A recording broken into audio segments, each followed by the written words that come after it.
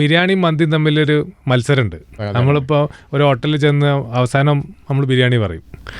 പക്ഷെ ഇപ്പം മന്തിയിലേക്ക് മാറി നമ്മളത്. ഇപ്പോൾ ബിരിയാണി മന്തി കോമ്പറ്റീഷനിൽ എന്നോട് ചോദിക്കുകയാണെങ്കിൽ മന്തിക്ക് എന്തൊക്കെ ഗുണങ്ങളാണ്? ഇപ്പോൾ നമ്മളിപ്പോൾ ഉപയോഗിക്കുന്നത് മാഗി ട്യൂബ് ഉപയോഗിക്കുന്നുണ്ട്. മാഗി ട്യൂബ് എന്ന് പറഞ്ഞാൽ നമ്മുടെ ഈ ചീപ്പട്ടിമാരുള്ള ഒരു ചെറിയ ഇത് വരേണ്ട രണ്ട് പീസ് വരും. നമ്മുടെ ഈ ചെറിയ കഷ്ണം നമ്മുടെ അലുവക്കണ്ട മാതിരി ചെറിയ കഷ്ണങ്ങൾ മാതിരി ഉണ്ടാവും.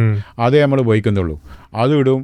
പിന്നെ നമ്മൾ ഉപയോഗിക്കുന്നത് ഏലക്ക, പട്ട, കറാമ്പ്, ജാതിക്കല്ല, പിന്നെ തക്കോലം, പിന്നെ നമ്മളെ ജീരകം, ചെറിയ ജീരകം, വലിയ ജീരകം കൂട്ടൂല, ചെറിയ ജീരകം, പിന്നെ ഈ ബ്ലാക്ക് ലൈമൂന്, പിന്നെ നമ്മൾ കൂട്ടണമെന്ന് വെച്ചാൽ ആടിൻ്റെ കൊഴുപ്പ് എന്ന് പറഞ്ഞാൽ ആടിൻ്റെ നെയ്യ്. അത് ആടിൻ്റെ അറക്കണം അവിടെ അവരെടുത്തുണ്ടാവും നെയ്യ്. അത് ചിക്കൻ മന്തിയിലും ഇടുമോ? ചിക്കൻ മന്തിയിലാണ് അത് ഉപയോഗിക്കണത്. മറ്റേ ഇതിൽ ബിരിയാണി ഇടില്ല. ശരി. അപ്പോൾ കണ്ടമാനം സാധനങ്ങളുണ്ട് ഉപയോഗിക്കേണ്ടി വരും. നിങ്ങൾക്ക് ബിരിയാണിയാണോ മന്തിയാണോ ഇഷ്ടം? ആർക്ക്? എനിക്ക് രണ്ടും കണക്ക് തന്നെയാണ്.